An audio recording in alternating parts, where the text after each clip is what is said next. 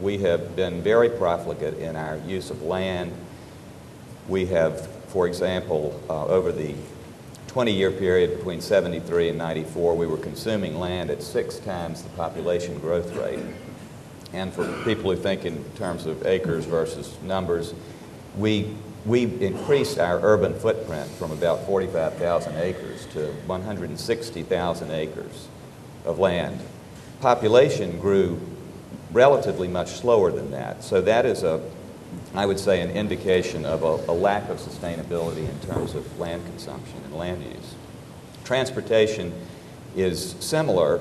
Nationwide, vehicle miles traveled, driving is increasing at 2 to 3 times the rate of population growth.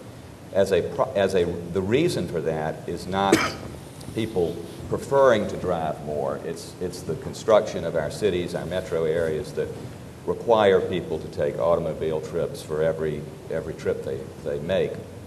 And it's true here too. We're seeing much longer commutes, more frequent driving, and less ability to take other modes of transportation than we did even in the 70s and before that. Energy, South Carolina ranks 4th from the bottom in terms of energy efficiency. We are one of the largest consumers of electricity in the nation, and of course in world terms that puts us at the very top in the least efficient category. Though that's a fascinating statistic about China's consumption of energy compared to Japan. We probably fall closer to the side of China than we do on Japan in that regard. Human health is another one. I think when you hear the governor come back from China and talk about the problems that he saw there in terms of air pollution, and everybody who's been to China, I went 20 years ago and it was a problem then, and apparently it's dramatically worse now.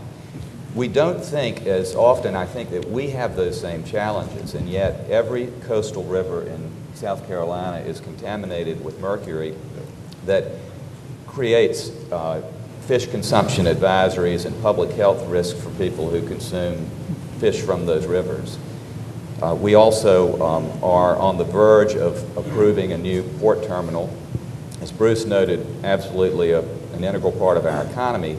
But this terminal, because of the lack of support and infrastructure investment at the local, state, and federal level, will cause I-26 to reach gridlock.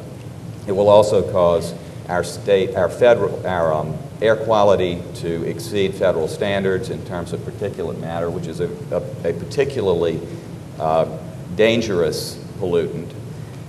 So I think we could all agree, looking at those indices, that we have problems.